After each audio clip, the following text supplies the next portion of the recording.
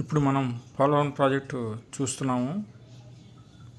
Polavaram project 1940లో 100 కోట్ల బడ్జెట్తో శ్రీరామపాద సాగర్ ప్రాజెక్టుగా అప్పటి టెరజాగి వంటి ఇంజనీర్లతో ప్రారంభించబడింది. మొదటగా 13 లొకేషన్లో వెరిఫై చేసి ఇప్పుడున్న లొకేషన్ని ఫైనల్ చేసి ఇది ప్రాజెక్టుకి అనువని నిర్ధారించుకుని ఆ రోజు ప్రారంభించడం జరిగింది.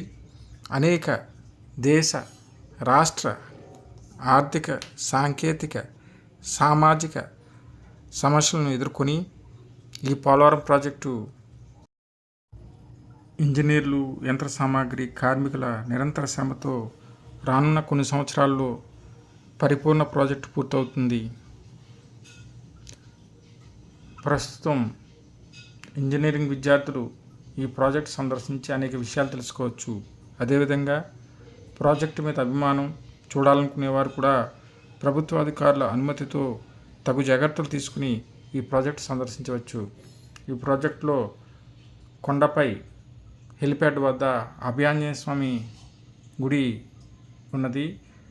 శ్రీ అభయాంజనేయ స్వామి వారి ఆశీస్సులతో పోలవరం ప్రాజెక్టులు ముందుకు వెళ్తున్నాయని భావిస్తున్నాము.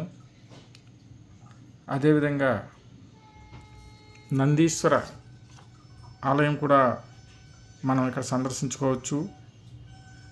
అదేవిధంగా పురుషోత్తపట్నం గండిపోచమ్మ ఆలయం కూడా మనం సందర్శించుకోవచ్చు. పట్టిసీమ శివాలయం శ్రీ భద్ర కాశీ సమేత వీరేశ్వర స్వామివారి ఆలయం కూడా మనం ఇక్కడ సందర్శించుకోవచ్చు. అందువల్ల అవకాశం ఉన్నవారు, ప్రాజెక్టు చూడదలుచుకున్న వారు ఈ పోలవరం ప్రాజెక్టుకు ఇచ్చేసి